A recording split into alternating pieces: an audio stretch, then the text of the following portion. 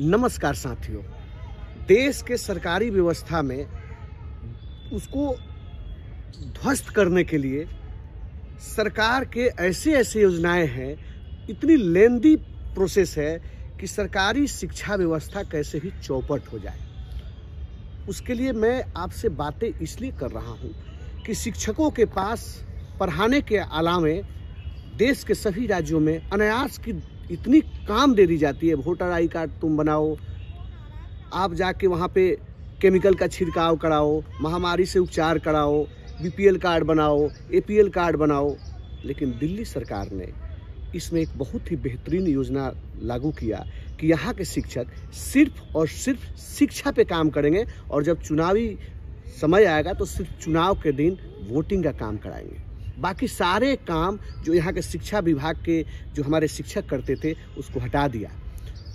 Principal साहब के पास, प्रधानाचार्य के पास पढ़ाई पर सोचने का अवसर ही नहीं मिलता था कि बिजली का बिल कैसे जमा होगा, पानी का बिल कैसे जमा होगा, टेबल कुर्सी टूटी है तो उसको ठीक कैसे कराएं, स्कूल को ठीक कैसे कराएं, सफाई कैसे रखें। यह सारा काम था पढ़ाने के अलावा। दिल्ली सरकार ने इस सारे चीज़ों को समझा और समझने के बाद यहाँ प्रत्येक स्कूलों के अंदर एक स्टेट मैनेजर की बहाली की। और स्टेट मैनेजर वह आदमी होगा जो सेना से रिटायर्ड जवान हो, 56 साल, 58 साल, 57 साल, 60 साल के वैसे लोग जो सेना से रिटायर्ड होकर आए हों, उनको दिल्ली के सभी सरकारी स्कूलों में स्टेट मैनेजर के पास के रूप में लगाया गया। और प्रिंसिपल साहब को यह अथॉरिटी दी गई कि सफाई का ध्यान आपको नहीं देना है, वो स्टेट मैनेजर देंगे। बच्चे अगर बदमाशी कर रहे हैं तो उनका देख रेख स्टेट मैनेजर करेंगे। बिजली का बिल जमा करना है, स्टेट मैनेजर देखेंगे। साफ सफाई की व्यवस्था देखना है,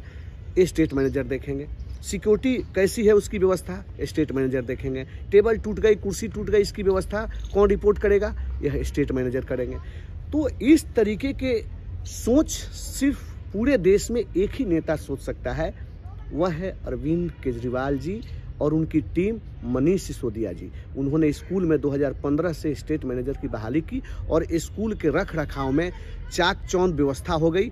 आज वहाँ की टॉयलेट साफ रहते हैं, पानी आरओ के लगे हुए हैं तो मिलते हैं। अगर कोई भी अव्यवस्था फैलती है तो स्टेट मैनेजर का काम है कि उसको ठीक कर दे। सिक्योरिटी भी बढ़ी, सफाई भी बढ़ा और यहाँ की पढ़ाई बेहतरीन हुई और शिक्षकों के ऊपर अनायास जो बोझ था उसको कम किया। इसीलिए मैं कहता हूँ केजरीवाल जी एक सोच के रूप में है, यह कोई साधारण नेता नहीं हो सकते।